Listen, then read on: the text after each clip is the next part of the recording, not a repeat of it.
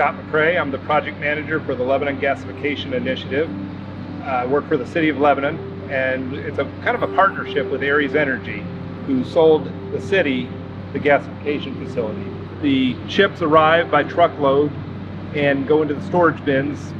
We've got 2 storage bins and room for a 3rd truck to back up and be ready for the evening operations till the next morning. Basically, it takes about 3 truckloads of chips a day to operate.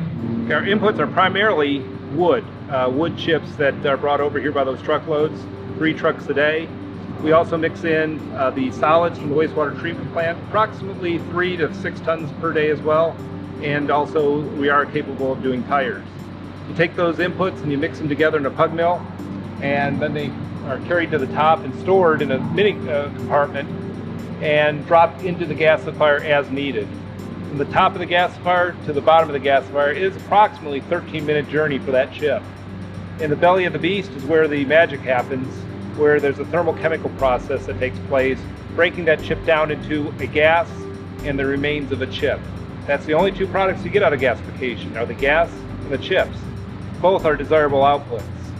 You take the outputs, the gas goes next door into a combustion chamber, combusts and burns at about 1700 degrees. It's very similar to natural gas. Very clean burning. So the gasifier has created the gas. The gas has been ignited and created heat at about 1700 degrees. That heat has gone across coils and superheated water to about 290 degrees. That water is brought into here and it exchanges with the freon. The freon is then heated up and excited and does its little life cycle, hitting this paddle, which is a turbine, a GE turbine, and at 2500 RPMs, it's creating electricity. That's the job of the freon, and that's what we're going after, is that green electricity. So the hot water loop is a closed loop system, city water continuously circulating. The cold water is effluent water pulled from the wastewater treatment plant. In these heat exchangers, every other coil is hot water and freon, hot water and freon. It's a cooling system, taking that hot water, taking that freon that's hot and cooling it off using the effluent water. The effluent is continuously recirculated through here to do a cool down after the freon has done its job and created electricity.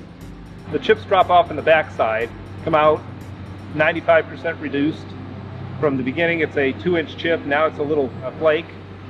We are actually taking the chips next door to our partner. It's a public-private relationship. The guy who grinds up the wood is also the guy who's taking our chips at this point. And we're looking for that partner to take care of those chips. It could go for farming. The West Coast is very adept to this. Over here, we've got great soil.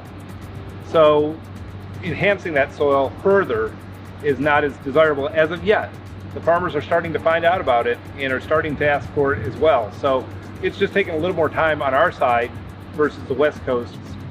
Even the environmentalists that have been out here are very excited that we are taking something and creating electricity without creating a negative emissions.